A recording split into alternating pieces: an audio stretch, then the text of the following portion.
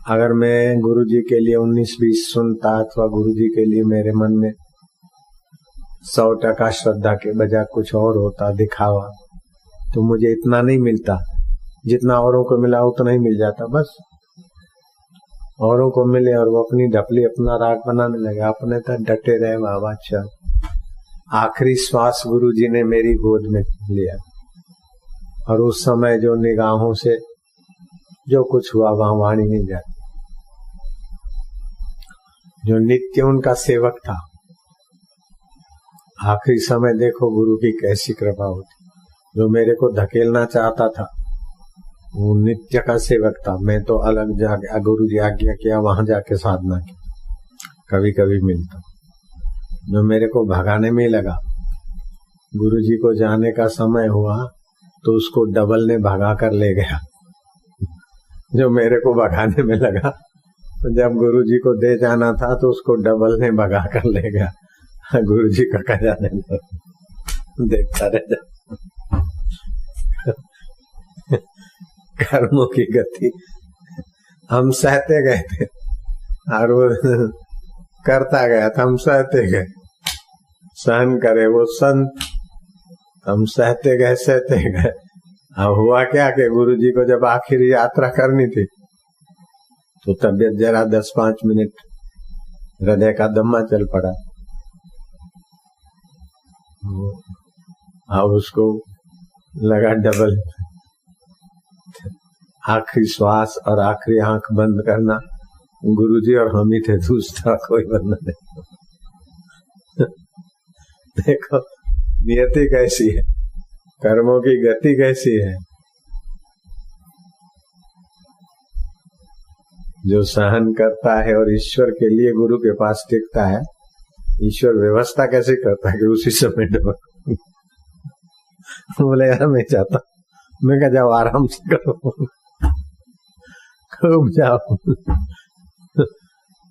Double नहाया धोया फिर आया। बोले साहब मैं क्या हो तो ब्रह्म हो गए, आप गए। फिर उसने खेल किया, अपना ऐसे ड्रेस उतारा और बापूजी के जो कपड़े थे वो पहन के उत्तराधिकारी बन गया। मैं क्या बनता रहे तू। मेरा बापूजी जो पहनते थे वही कपड़े उसने बना के ही रखे थे, वो पहना, तिलक बिलक ये वो, अपना समझो बापूजी इसी को दे गए और मेरे को तो लेना भी नहीं था। वो बना, वो उसी ताक में था कि अब मेरे को तिलक हो, नहीं गद्दी पे बैठो तो मेरे को तो विरोध करना ही था, ही नहीं था, मुझे तो गद्दी चाहिए ही नहीं थी। गद्दी पे भी बैठा और भी जो कुछ उसने अपना करना था बेचारे को करा, लेकिन टिका नहीं। 32 साल पहले चला गया, मेरी उम्र का था। 32 साल पहले चला गया, 30-32। तो उसको भगवत प्राप्ति में रुचि नहीं थी, उसको गद्दी पे बैठने की रुचि थी।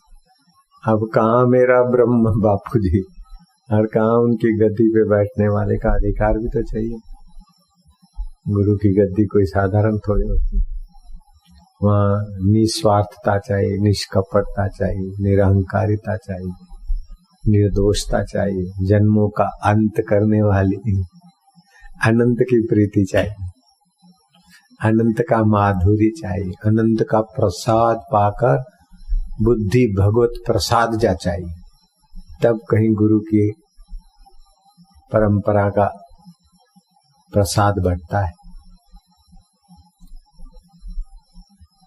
उसी प्रसाद से लोगों के कान पवित्र होते हैं, मन पवित्र होता है, बुद्धि पवित्र होती है, जीवन पवित्र हो जाता है। अभी आपको कितना फायदा हो रहा है उसका नाप तोल निकालने वाला कोई तराजू पैदा ही नहीं हुआ और पैदा हो भी नहीं सकता। जिसने अच्युत को पाया है, गोविंद को पाया है, अनंत को पाया है, उस महापुरुष के दर्शन से, सत्संग से, सानिध्य से जो लाभ होता है उसका तोल माप हम तुम नहीं कर सकते, देवता भी नहीं कर सकते, ब्रह्मा जी की तराजू भी अभी तक नहीं कर सकते। ऐसा लाभ मुझे हुआ है ना, और आपको भी हो रहा है। ऐसा एक भी बंदा नहीं होगा जिसने दीक्षा ली और नियम करता और उसको फायदा न हुआ। कितने बंदों को कितना कितना फायदा हुआ फिर भी यहाँ खूटता नहीं। कैसा है अच्युत गोविंद अनंत, अच्युताय गोविंदाय अनंताय नाम भेषजा।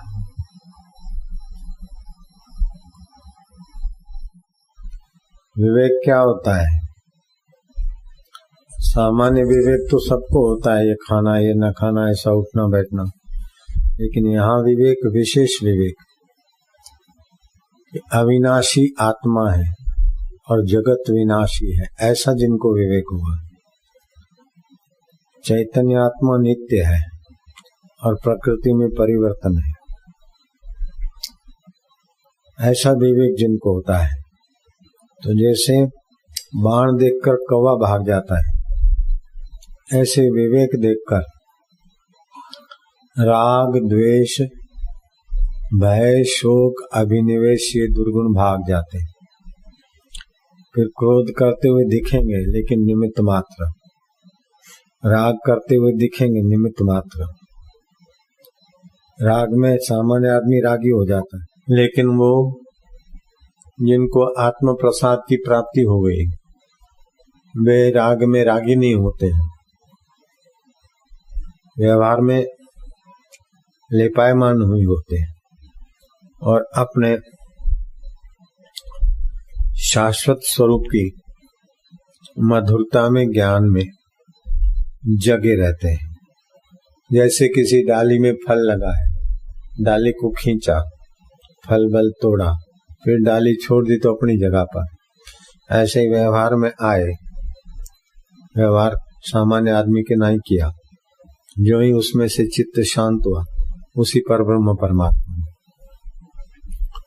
जैसे किसी के यहाँ तुम मेहमान होकर गए और कीमती अंगूठी तुम बाथरूम में भूल के आए, अब तुमको याद आया, अब जाना है लेकिन बाजार से ये काम कर, तो काम करते करते अनायास वो कीमती अंगूठी आपको याद आ रही कि कहीं हट न जाए, कोई ले न जाए। ये अंगूठी है 5-25 हजार की, 1,00,000-2 लाख, उसकी स्मृति अपने आप होती है। इससे भी महान परमात्मा तत्व है, उसकी स्मृति उनको सहज में होती रहती, इसलिए वे व्यवहार में होते हुए भी बार बार अपने आत्म स्वभाव में, उनको रटना नहीं पड़ता, खोजना नहीं पड़ता कि परमात्मा कहाँ है, आत्मा कैसा है। गुरु की कृपा से साधन भजन करते हुए, सत्संग करते हुए आ गई समझ में बात, बैठ गई अंतःकरण में, बस हो गया। फिर उसी में रमण करते हैं। उठत बैठत ओई उठाने, कहत कबीर हम उसी ठिकाने। ऐसे महापुरुष आत्मा में होते तो उनके प्रति जो सद्भाव करते, उनको भी रस ज्ञान और प्रेरणा मिलती। जैसे हम साधना करते थे तो गुरु जी का चिंतन करते, गुरु जी से बातें करते तो प्रेरणा मिलती थी, बड़ा आनंद रहता था। ऐसे करते करते गुरु का आत्मा अपना आत्मा एकाकार हो जाता है।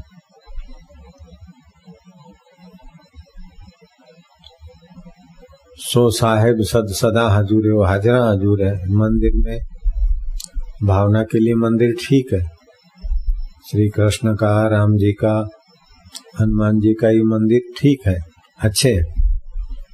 लेकिन उन मंदिरों में जाने का फल है कि हृदय मंदिर में जाने वाला सत्संग मिल जाए, और हृदय मंदिर में आए तो फिर राग द्वेष चिंता भय शोक अभिनिवेश, जैसे तीर को या पत्थर को देख के कौवा भाग जाता है, ऐसे विवेक के आगे ये सब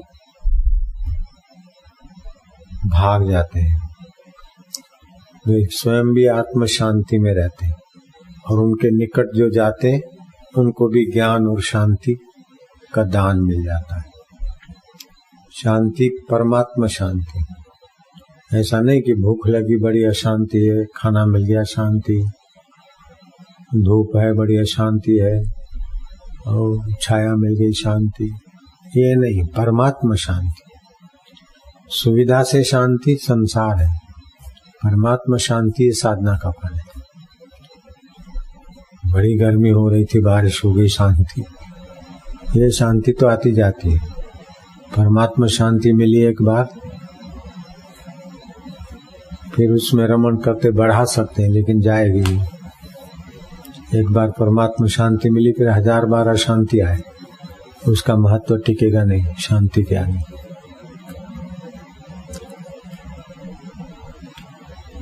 एक बार सूरज को देख लिया, फिर 1000 रात्रियां चाहिए, 1000 रात्रियां आई, फिर भी सूरज का ज्ञान नहीं छीन सकती।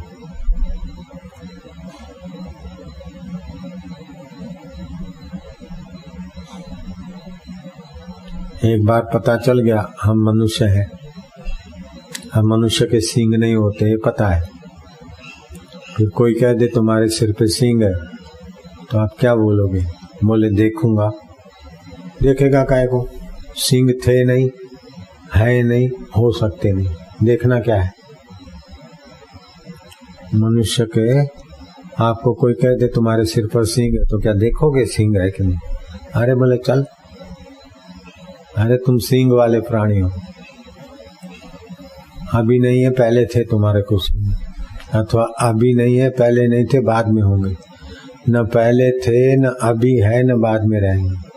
तीनों काल में मनुष्य को सींग नहीं होते, खरगोश को सींग नहीं होते। ये ज्ञान हो गया तो फिर कोई आपको पटाए फुसलाए तो आप उसमें नहीं जा सकते। ऐसे ही आत्मा में दुख नहीं होता, शोक नहीं होता, भय नहीं होता, जन्म मृत्यु नहीं होता। तुम आत्मा हो, उसको जानने से मुक्त आत्मा हो जाओ। जन्म मृत्यु होता है अज्ञान से, जन्म मृत्यु होता है संसार को सच्चा मानने से और अपने को न जानने से। अपने को मनुष्य जान लिया तो मैं सींग वाला हूं, ऐसा कोई मानोगे क्या? ऐसे अपने को आत्मा जान लिया तो फिर मैं जन्मने मरने वाला हूं, ऐसा नहीं मान सकते। जन्म होता है शरीर को मैं माना, संसार को सच्चा माना, निहुरे रहे, तब जन्म मरण होता है। आत्मा को मैं जाना, संसार को स्वप्न जाना, चैतन्य को अपना जाना, नित्य है, शुद्ध है, फिर जन्म मरण काय होगा? भोगने की वासना होगी तो जन्म मरण होगा। ऊपर के लोकों में जाएगा, फिर चंद्रमा के किरणों से वस्तु में आएगा, फिर पिता के शरीर के द्वारा माँ के गर्भ में आएगा, फिर नाली में बहेगा। ये सारे दुख उसके सदा के लिए छूट जाते हैं, क्योंकि आत्मा का विवेक हुआ है। आत्मा विवेक के लिए ही मनुष्य शरीर मिला है। बोले मांगो तो मिलेगा, खटखटाओ तो खुलेगा। भगवान से रोटी मांगो, रोटी तो नहीं मांगने वाले कीड़े मकोड़ों को भी देता है भगवान। कीड़े मकोड़े कहाँ प्रार्थना करते? हम जंगल में घूमने जाते हैं, वहाँ कीड़े के लिए खाने की कोई चीज नहीं दिखती, फिर भी जी रहे, मकोड़े जी रहे। तो आज थोड़ा गायों को खिलाया, फिर मन में हुआ चलो उनके लिए ले जाओ। तो कीड़ों के मकोड़ों के जहाँ मिल थे वहां डाला, तो उन्होंने तो मेरे को नहीं बोला कि हमको खाने को दो। अगर हम नहीं भी डालते तो इतने दिन जिंदे थे तो क्या आज मर जाते क्या? ऐसा हमारे को स्वाभाविक हुआ, चलो ये जाए।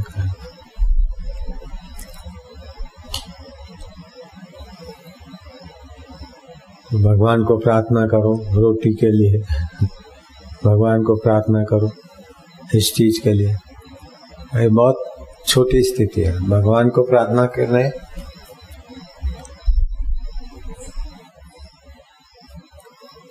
कि तुम्हारे में प्रीति हो जाए, तुम्हारे और हमारे बीच की दूरी मिट जाए, हम क्या है ये पता चल जाए, अथवा तुम क्या हो ये पता चल जाए। भगवान को जान लोगे तो अपने को जान लोगे, अपने को ठीक से जान लोगे तो भगवान अनजान नहीं रहेंगे।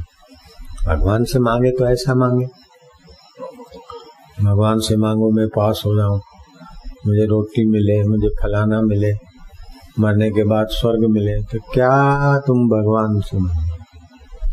सम्राट से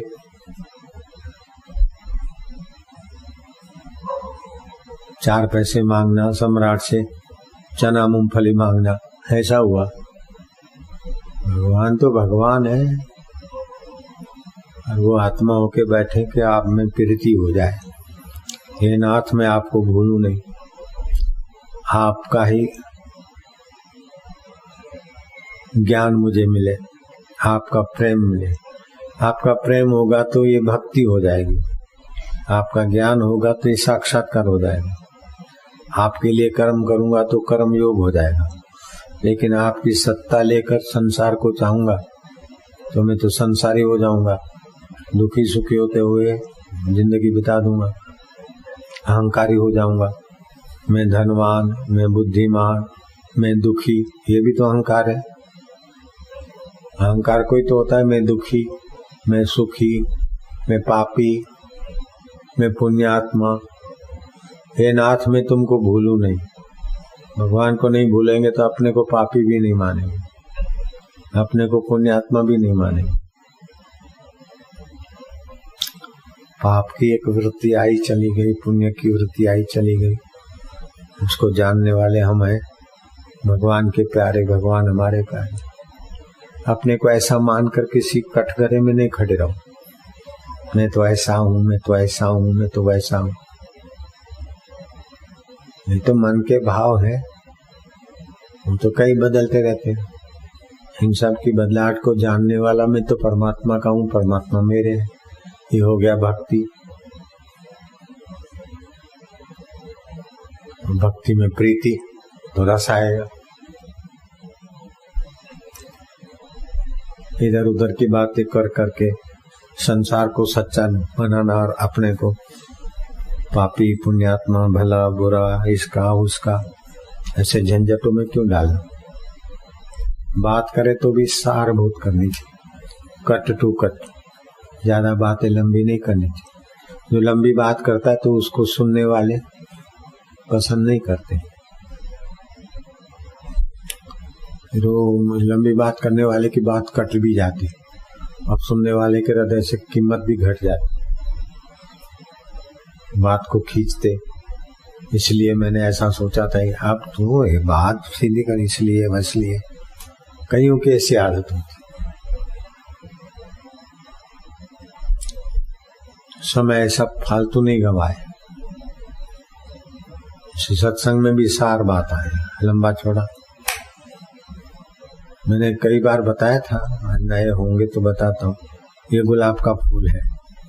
अभी मैंने बोलकर मेरा समय खराब किया, तुम्हारा भी समय खराब किया।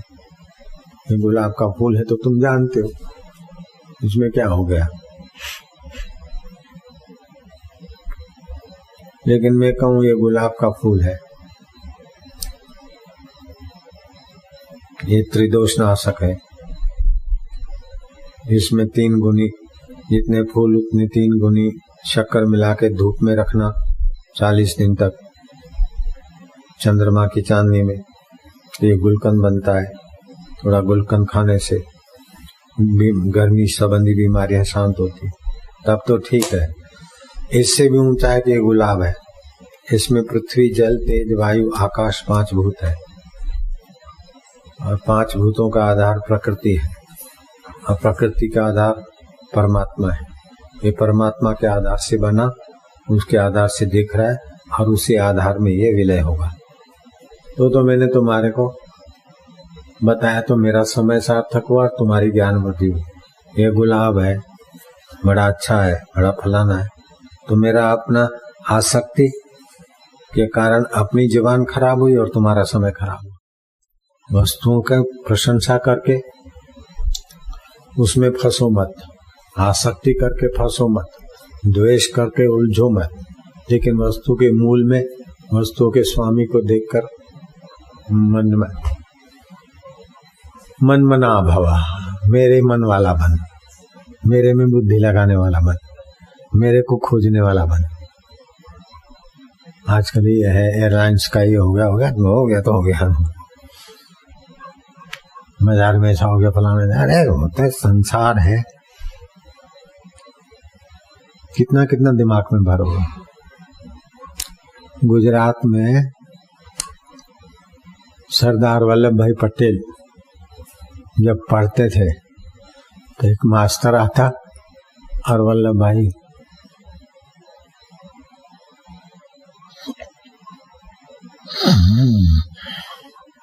नींद कर लेते। मास्टर बड़ा चिढ़ता, तो ठीक होते। एक दिन मास्टर ने डांट के पूछा कि जब मैं आता हूँ तभी तुमको नींद आती, बाकी के पीरियड में नहीं आती? बोले साहब आप इधर उधर की बातें करते, उनसे हमारा कोई लेना देना नहीं। तो ये वो अंदर भर न जाए इसलिए मैं सो लेता हूँ। ये कचरा भर भर के अपना दिमाग भर दूंगा तो अच्छी बात कहाँ रखूंगा। सुना तभी तो सरदार हुए विद्यार्थी जीवन में। बोले इधर उधर की, आज अखबार में ये आया, फलानी जगह ये था। आप तो पढ़ाने की बात तो थोड़ी सी करते, बाकी जर्नल नॉलेज करके कचरा भर देते। तो फिर अच्छी बात कहाँ रखूंगा, इसलिए मैं सो लेता हूँ।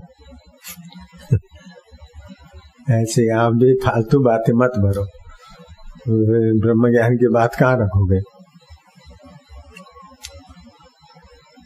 नारायण ईश्वर प्राप्ति करनी हो तो 3 घंटे ओमकार का जप, 3 घंटे भगवत ध्यान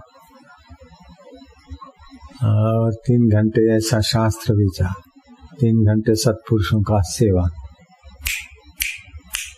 ईश्वर प्राप्ति शीघ्र हो जाए। भगवत चिंतन बड़ी आकर्षणीय शक्ति है। भगवान की चिंतन सारे विश्व को आकर्षित करने की जो सत्ता है वो भगवान की है। सब भागे जा रहे हैं। कहाँ भागे जा रहे हैं? आकर्षित हुए जा रहे हैं। कहाँ? सुख के तरफ। भगवान सुख स्वरूप है, चेतन स्वरूप है, ज्ञान स्वरूप। थकते तो जड़ता में आ जाते, फिर जगते हो, भागा दौड़ी करते तो चेतन में ही है।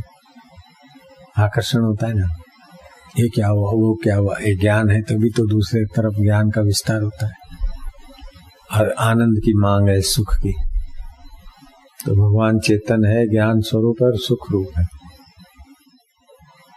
नारायण नारायण नारायण नारायण नारायण नारायण। विवेक जगे, विवेक जगा। आखिर ये मिल गया तो क्या, इतना हो गया तो क्या।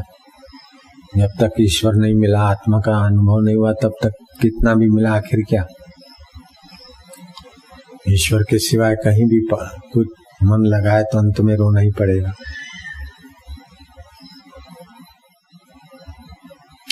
ईश्वर में मन लगाना कठिन नहीं है।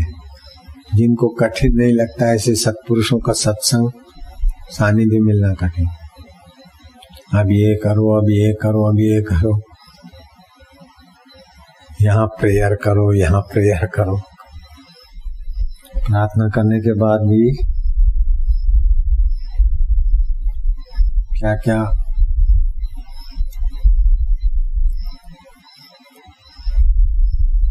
करके सुखी होने के लिए भटकना पड़ता है। तो प्रार्थना का फल क्या?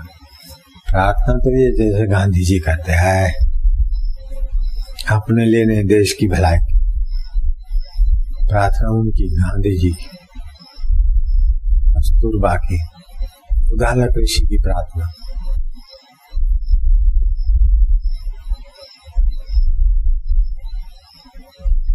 और भी जो सात्विक है, जिनका खान पान पवित्र है, प्रार्थना तो सुनो। ऊंची में ऊंची प्रार्थना ये है कि बस मैं सुखी हो जाऊं, मुझे ये मिल जाए, ऐसा नहीं। मैं क्या हूं ये पता चले, अथवा आप कैसे मिले इसकी आप ही दे दे। आप में रुचि हो जाए, आप में प्रीति हो जाए। ये संसार बदलने वाला है, देखते देखते बदल रहा है, मिट रहा है, स्वप्न हो रहा है। लेकिन उसको जानने वाला ये देव मैं हूँ। उस पर संसार का पर्दा लगा है। मैं माई हूँ, भाई हूँ, अग्रवाल हूँ, पंजाबी हूँ, शर्मा हूँ, ये सब अहम के हैं, कवर हैं। ये सब हट जाए और मैं वास्तविक में जो हूँ उस प्रसाद में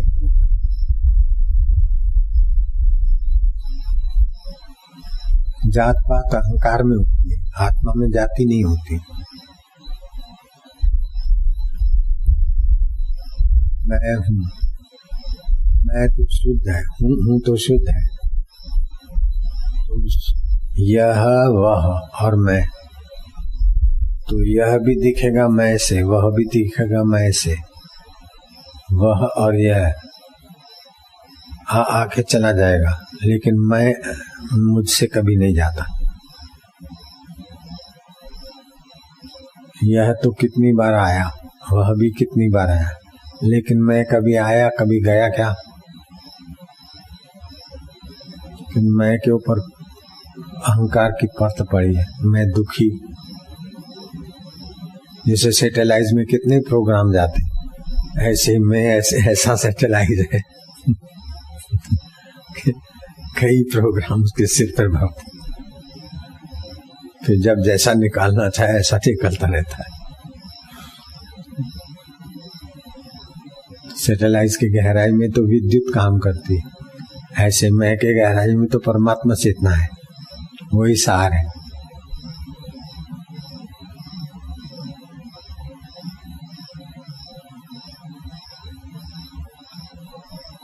विद्युत के बिना सैटेलाइट सिस्टम नहीं काम करती होगी, करती होगी क्या? मेरे को नहीं लगता।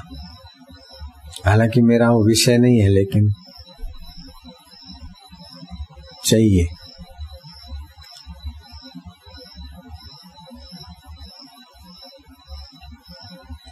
ऐसे चेतन के सिवाय मैं नहीं उठेगा। उसके ऊपर मैं चेतन, फिर मैं ब्राह्मण, ये अहम आ गया। मैं गरीब, ये भी अहम है। मैं दुखी, ये भी अहम है। मैं बहुत जानता हूँ, ये भी अहम है। मैं नहीं जानता हूँ, ये भी अहम है। मैं पापी हूँ, ये भी अहम है। पुण्यात्मा हूँ, ये भी अहम है। मैं क्या करूँ, ये भी अहम है। सैटेलाइट में कितने प्रोग्राम हो जाते हैं, इंटरनेट में कितना लोग डाल देते, भरते जाओ। ऐसे ही चैतन्य की सत्ता में जो संस्कार डाल दो, फिर एक जन्म पूरा हो, कई जन्म तक घूमता रहे। अब क्या करें? हटाओ उस सारे प्रोग्रामों को, शुद्ध रूप से देख लो।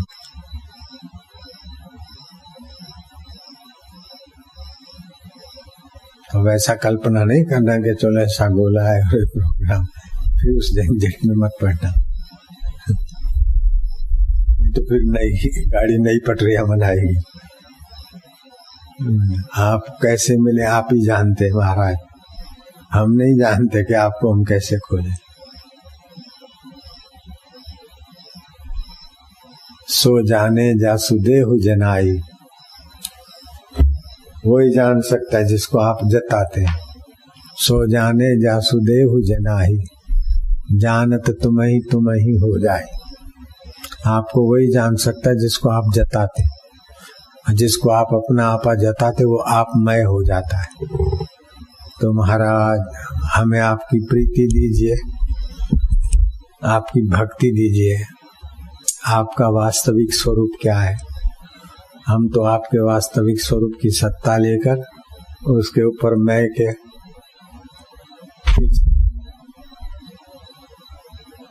कवर पर न जाने क्या क्या खींचे जा रहे हैं। मैं पापी हूँ, मैं पुण्यात्मा हूँ, मैं दुखी हूँ, मैं गरीब हूँ, मैं अमीर हूँ, मैं विद्वान हूँ, मैं ये हूँ। ऐसा करते करते मिटते भी जाते और नए संस्कार अंकित भी होते जाते, उसका कोई अंत नहीं होता। ये खाली आपके चैतन्य स्वभाव पर हमारा जो अहम रूपी मैं है वो हटकर असली मैं की मुलाकात। असली मैं में तो हमारा नकली मैं घुल मिल जाए। जैसे समुद्र असलियत है लेकिन मैं तरंग हूँ। अरे तू पानी के बिना तरंग कैसे? ऐसे तुम्हारी असली मैं के बिना मेरी मैं कैसे महाराज? मेरी मैं मुझे फंसाती है, मेरी मैं तुझ में डूबे महाराज। मेरी मैं तुझ में डूब जाए, जैसे लहर सागर में डूबे ऐसे मेरी मैं तुझ में डूब जाए। और फिर ये तू और ये मैं न रहे। हे नाथ, हे प्रभु, हे गोविंद, हे गोपाल। भगवान के नाम का उच्चारण, सुमरण। जब उस चैतन्य में जगत के संस्कार डालते तो अहम हो जाता है, प्रीति के संस्कार पढ़ते तो भक्ति हो जाती, और असली मैं को खोजते खोजते नकली मैं विलय होता है तो ज्ञान हो जाता है। अर्थात कर्म मार्ग, भक्ति मार्ग, ज्ञान मार्ग और संसार का फसन मार्ग। अगर संसार की चीजों को पाकर आप कुछ बनना चाहते तो ये फंसने का मार्ग है। उन चीजों का सदुपयोग करके भगवान में आगे बढ़ना चाहते तो कर्म योग है, उसमें प्रीति करके आगे बढ़ते तो भक्ति योग है। लेकिन मैं क्या हूँ या भगवान आप क्या हैं ऐसे तड़फ लगाकर खोजते तो ज्ञान योग है। तो 4 अवस्था हो गई। चौथी अवस्था में तो सारे फंसे, मैं गरीब, मैं अमीर, मैं दुखी, मैं सुखी, मैं वकील, मैं डॉक्टर। इसमें तो सभी लोग फंसे अपने, कोई निकलता है। कर्म करते, भक्ति करते, ज्ञान करते। रात को गहरी नींद में देखो, हम शांत होता है तो कैसी थकान मिटती। मैं डॉक्टर हूँ, याद करके आप नींद नहीं कर सकते। मैं धनवान हूँ अथवा धन का हीरे जवाहरात की मुट्ठी भर पकड़ के आप नींद नहीं कर सकते। कितने भी कीमती हो, करोड़ों रुपए के हीरे हैं, पकड़ रखो 4 दिन, सो मत, हो जाएगा। तो ये संसार तो छूट जाता है लेकिन अपना आपा नहीं छूटता, नींद में भी रहता है। तभी तो खून का प्रवाह चलता है, श्वास चलता है। तो एक होती जागृत अवस्था। अभी जो जागृत अवस्था है उसमें भी भगवान की सत्ता है, लेकिन नकली में ढक के बैठा है। मैं फलाना हूँ, मैं फलाना हूँ, मैं सत्संग सुन रहा हूँ, मैं सत्संग कर रहा हूँ, मुझे जाना है, आना है। इस प्रकार का कवर है। स्वप्न आया तो हिता नाम की नाड़ी में जो संस्कार लेके ऐसा स्वप्न दिखा, तो जागृत के समय जो दिखा वो स्वप्न में नहीं है, लेकिन जो जागृत में जागृत देखता था वही स्वप्न देख रहा है। फिर गहरी नींद में न स्वप्न है न जागृत है, कुछ भी नहीं है, फिर भी वह असली मैं चैतन्य है। लेकिन ये संस्कारों का पर्दा पड़ा है। जब सत्संग साधन करते, गुरु कृपा की कुंजी लगती, पर्दा हटता है तो तुरीय अवस्था आती है। जागृत स्वप्न सुषुप्ति वेति नित्यम तद ब्रह्म निष्कलहम न च भूत संगम। जागृत आई चली गई, स्वप्न आया चला गया, सुषुप्ति आई चली गई, लेकिन फिर भी जो नहीं जाता है वो है असली में। जागृत को जो जानता है, स्वप्न को जो जानता है, गहरी नींद को जो जानता है, न जानने को भी जो जान रहा है, मैं कुछ नहीं जानता हूँ, उसको कौन जानता है? वो है तुरीय परमात्मा। इतना सरल है कि हे राम जी, फूल पत्ता और टहनी मसलने में परिश्रम, अपने आत्मा को जानने में क्या परिश्रम? ऐसा सरल है। लेकिन नकली मैं का इतना प्रोग्राम जमा हो गया है कि वो असली मैं ढक गया। जब भी सोचेंगे कि जरा ये हो जाए, बेटे ठीक रहे, बच्चा ठीक रहे, ऐसा हो जाए, अरे फिर क्या होगा, जरा ऐसा हो जाए, जरा ऐसा हो जाए, टेम्परेरी ऐसा वैसा करके ये नकली मैं बना रहना चाहता है।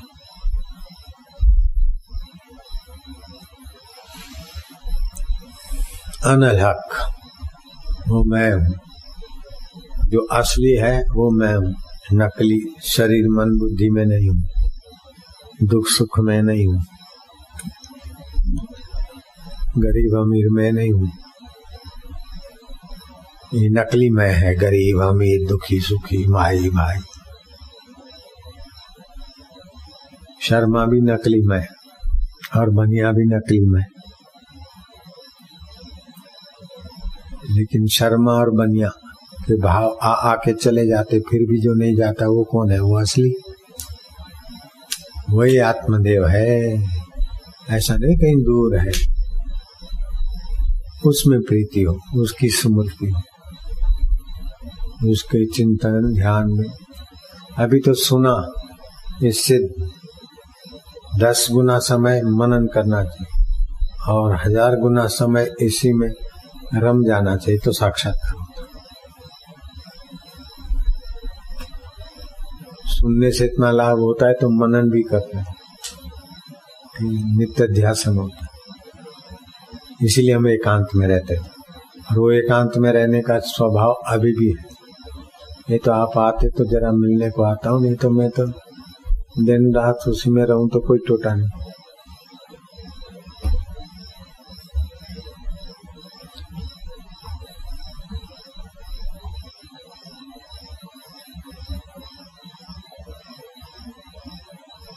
शांतात्मा, सुखदात्मा।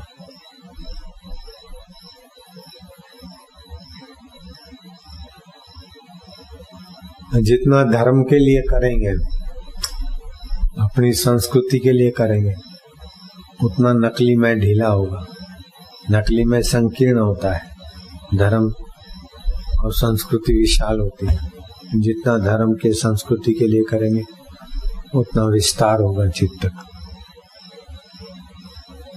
अपने परिवार, अपने शरीर के लिए या परिवार के लिए करे तो सीमित जीवन होगा, बहुतों के लिए होता तो जीवन विशाल हो जाएगा। और फिर परमात्मा के लिए हो तो फिर जीवन परमात्मामय हो जाएगा। जरा बेटे का करूं, जरा इसका करूं। असली चीज पाने के लिए नकली का आकर्षण छोड़ना पड़ता है। नकली कवर रख के असली चीज नहीं पा सकते। हो के सब बदलने वाले। जैसे समुद्र में नित्य उथल पाथल हो रही, इससे सारे ब्रह्मा तैरा उतरा रहे, लेकिन हो के सब बदलने वाले। जैसे समुद्र में नित्य उथल पाथल हो रही, इससे सारे ब्रह्मा तैरा उतरा रहे। जैसे सरोवर के पानी से कल्पना करो, बर्फ के अनंत पीस, बर्फ के अनंत टुकड़े उसी सरोवर के पानी से बने और उसी में तैरा उतरा रहे। ऐसे ही असली मैं में सारे नकली में तैरा उतरा रहे।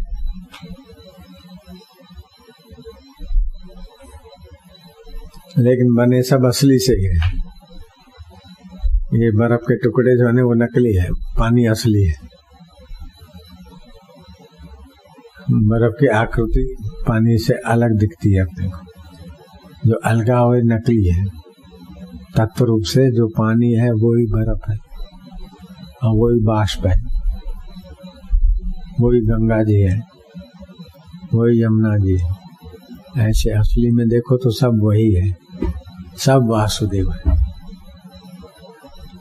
बोले सब भगवान है, तो इस ढंग से तत्व रूप से सब भगवान है।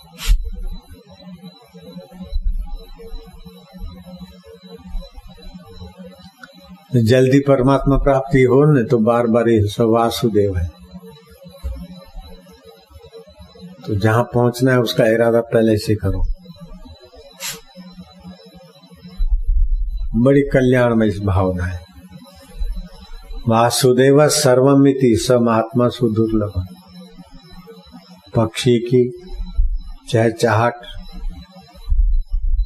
हाथी का चिखाड़ना, घोड़े का हुंकारना, सब तेरी लीला है, सब तू ही है, सब तू ही। ऐसा चिंतन करो तो भी काम हो जाए। आपे लाडा, लाडा भी तू ही बना है, लाडी भी तू ही बना है, माँ दुल्हा दुल्हन तू ही लीला कर। बड़ा आनंद रहेगा, जल्दी से भगवत भाव हो जाएगा। तू ही तू, तू ही तू। कीड़ी में तू छोटा, हाथी में बड़ा, बच्चा बन के उमा करता है, माँ बन के चुप कराता है, भिखारी बनकर भीख मांगता है, दाता बनकर देता है, चोर बनकर चुराता है और सिपाही बनकर भागता है। ऐ ते यार, तेरे को हम समझ गए। ये लोग ऐसे, अरे आजकल तो ये पढ़ो। हे राम जी, जैसे जहाज के आश्रय से समुद्र के पार होते हैं, वैसे ही संत जन संसार रूपी समुद्र से पार करने वाले हैं। जिनको संत जनों का आश्रय हुआ है वे ही तरे हैं। संत जन संसार समुद्र के पार के पर्वत हैं। जैसे समुद्र में बहुत जल होता है तो बड़े तरंग उछलते हैं और उसमें बड़े मच्छ रहते हैं, पर जब उसका प्रवाह उछलता है तब पर्वत उस प्रवाह को रोकता है और उछलने नहीं देता।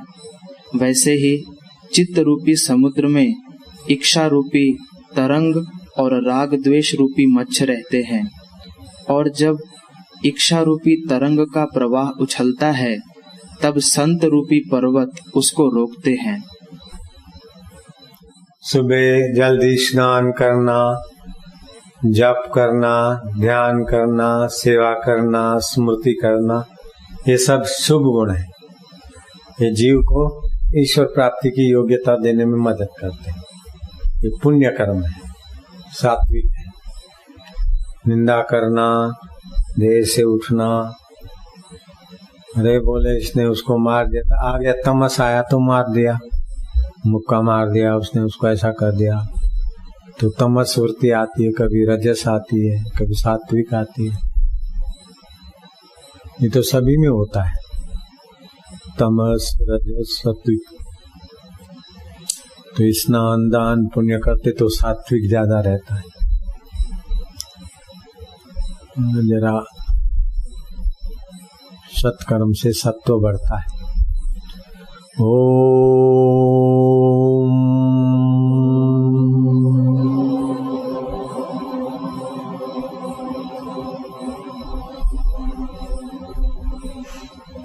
हरि ओम।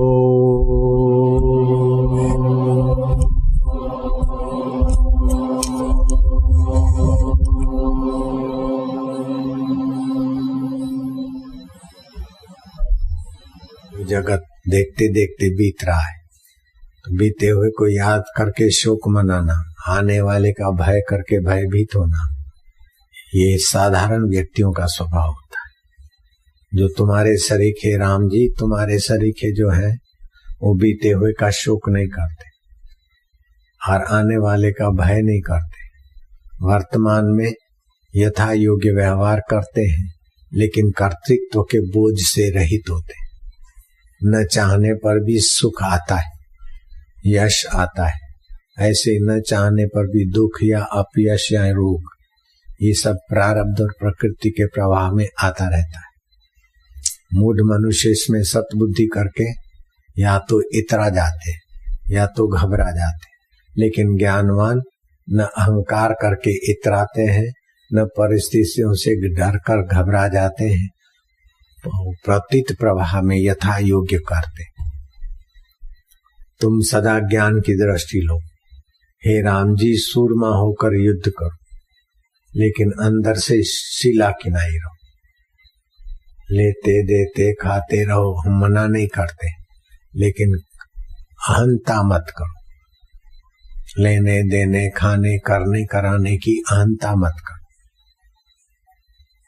जो जिसमें अहंता करता है और ममता करता है उसी में फंसता है। तो अहंता करनी हो तो अपने वास्तविक शुद्ध आत्मा में करो कि मैं चैतन्य हूँ, मैं आत्मा हूँ। अथवा अहंता करो मैं भगवान का हूँ, भगवान मेरे हैं, मैं फलाना हूँ और फलानी वस्तु मेरी है, ये अहंकार है, ये जीव को दुख देता है। लेकिन मैं भगवान का हूँ, भगवान मेरे, ये प्रेमा भक्ति को।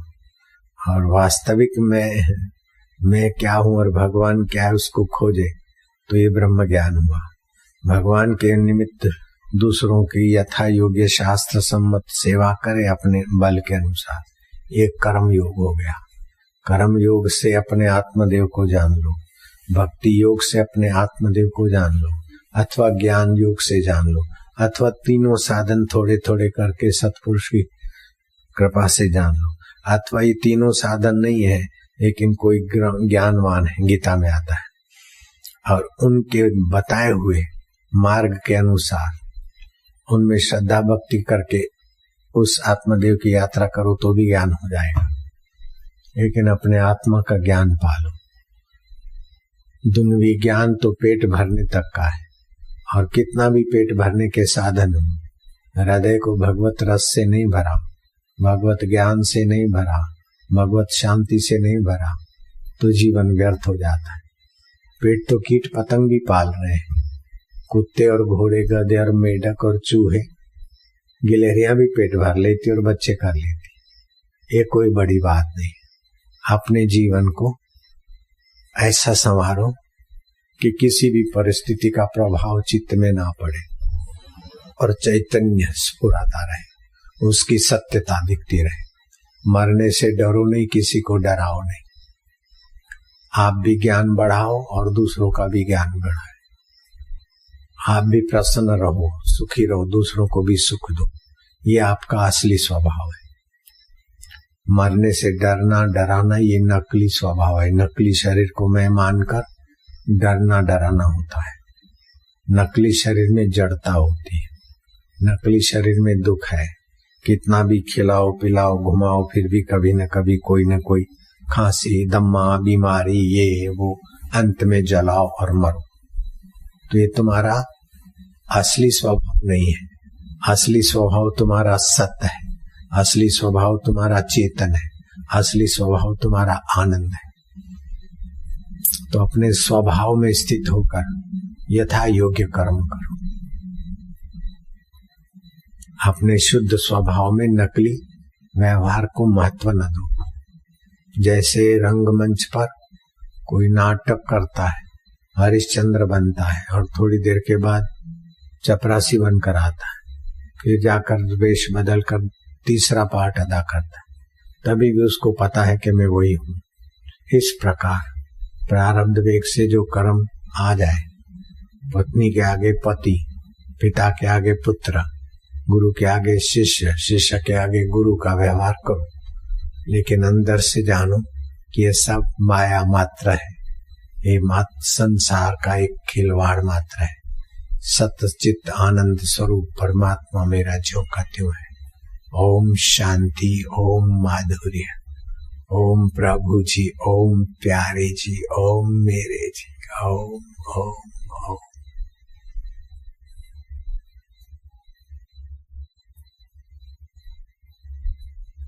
तम नमामि हरिम परम। जो परम पुरुष है, जो पाप ताप और अज्ञानता हर लेता है, मैं उसे नमस्कार करता हूँ। तम नमामि हरिम परम। सुखदेव जी महाराज ने राजा परीक्षित को भागवत की कथा सुनाई और उसमें भी आखिरी ये सिद्धांत की बात कहते हुए सिर पर हाथ रख दिया कि राजन, तुम्हारे आगे जो मैंने इतिहास की और इन सूरवीर राजाओं की और रासलीला, हास्य रस, विचार रस, भक्ति रस,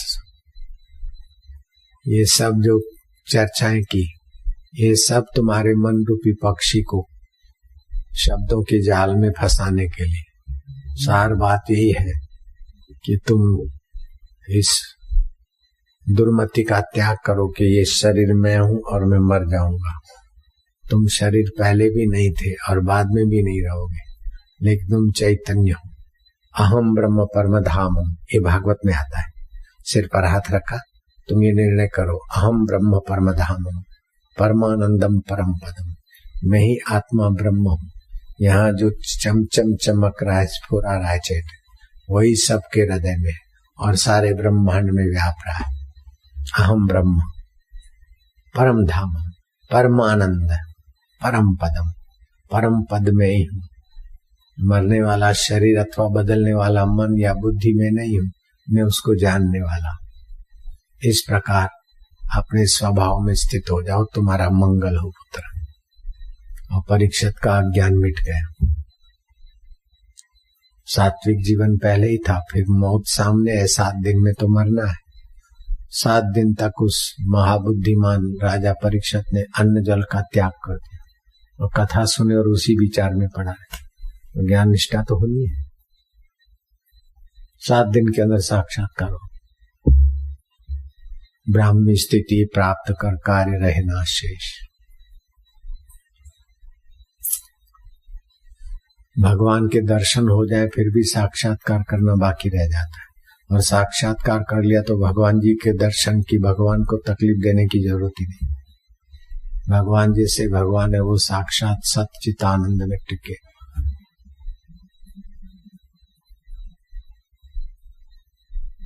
ओम ओम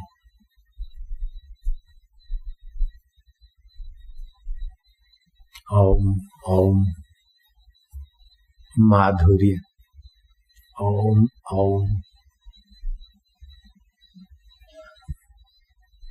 सत्यम शिवम सुंदरम। जो सत्य है अकाल पुरुष, वही शिव है कल्याण स्वरूप, और उसी का सौंदर्य विश्व में व्याप रहा है। ये फूलों का आकर्षण और सौंदर्य किसकी सत्ता से? सत्यम शिवम सुंदरम। इस ढांचे में जो ज्ञान है, प्रेम है, समझ है, खुशी है, वो कहां से है? सत्यम शिवम सुंदरम। जहां जहां विशेषता दिखे वहां उसी का निखार। जो भी सुखद है, प्यारा है, सत्य है।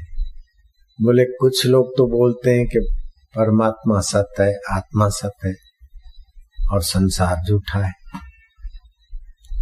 मिथ्या है। और कुछ लोग बोलते संसार सत्य है। तो कौन सी बात माननी चाहिए? दोनों बात सही है। जो बोलते हैं संसार सत्य है उनके लिए संसार सत्य है, और जो बोलते हैं संसार मिथ्या है या झूठा है, आत्मा परमात्मा सत्य है, उनके लिए आत्मा परमात्मा सत्य है, संसार झूठा है।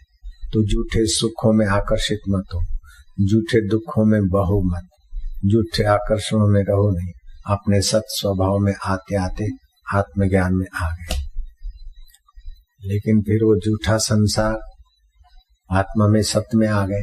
सत्य में आ जाओगे तो फिर पता चलेगा कि तत्व रूप से सब सत्य ही सत्य है। वो तो पैदा होता है, दिखता है, बदलता है, लेकिन नष्ट नहीं होता। जैसे ये फूल है, दिखे हैं, तुमको लगेगा नष्ट हो गए, लेकिन इसके कण जहां से आए वहां चले जाएंगे। जल जली अंश में जाएगा, गंध गंध अंश में जाएंगे। तो इस प्रकार कोई चीज नष्ट नहीं होती। बालू का एक दाना भी नष्ट नहीं कर सकते। उसको पाउडर बनाकर आंखों से ओझल कर सकते हैं, लेकिन वातावरण में रहेगा। ये उसकी सत्ता है। उसके घनीभूत में चेतनता भी छुपी है, आनंद भी छुपा है। तो ज्ञान होने के बाद सारा जगत सत स्वरूप मान लो अथवा ब्रह्म रूप मान लो, अथवा जगत परिवर्तित होता है, स्वप्न है, तो अपने को व्याप्त ब्रह्म के रूप में देख लो। फिर जन्म मृत्यु जरा व्याधि ये सब नीचे के भाव में रह जाते। आप ब्रह्म भाव में आ गए। जैसे हेलीकॉप्टर उड़ा तो अब यहाँ से अपन जाए तो बाय रोड जाना हो तो गली गलियारे ये वो सड़क से ही जाना पड़ेगा, लेकिन हेलीकॉप्टर को गलियों की सड़कें ढूंढनी नहीं पड़ेगी, ऊपर से चला जाएगा। किसी के दुकान की छत हो, किसी के कोठी की छत हो, चाहे सड़क का गटर हो, चाहे सड़क खुद हो, कोई उसके ऊपर लागू नहीं पड़ेगा आरटीयू का नियम, धरती के आरटीयू नियम।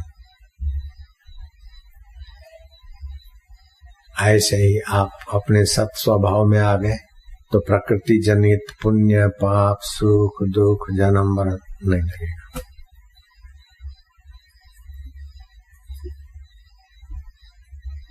मुक्त आत्मा हो जाओगे, महान आत्मा हो जाएगी, तृप्त आत्मा हो जाओगे।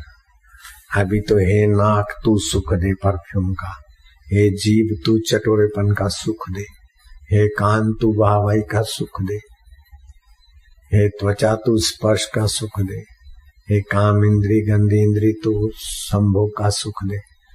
भिखमंगों की नहीं इन गंदी इंद्रियों के द्वारा सुख के पीछे जीव बेचारा दुखी हो जाता है, अपने सुख स्वभाव में आ जाएगा, फिर खाएगा लेगा देगा, लेकिन सुख भीतर नहीं भरेगा, अंदर से सुख बाहर बांटेगा। क्योंकि सुख का मूल स्तोत्र सत्यम शिवम सुंदरम, वो उसको पता चल गया गुरु कृपा से। साधन भजन करते करते जितना ईमानदारी से साधन करेगा उतना गुरु के प्रति आदर होगा, जितना सच्चाई से भगवान की चाह होगी उतना ही संत के लिए श्रद्धा बनेगी। भगवान के लिए चाह नहीं है और स्वभाव में क्रूरता है तो संत ब्रह्मा जी जैसे मिले तो भी आदमी फायदा नहीं ले सकता। मूर्ख हृदय न चेत यद्यपि गुरु मिले बिरंची सम, ब्रह्मा जी जैसे गुरु मिले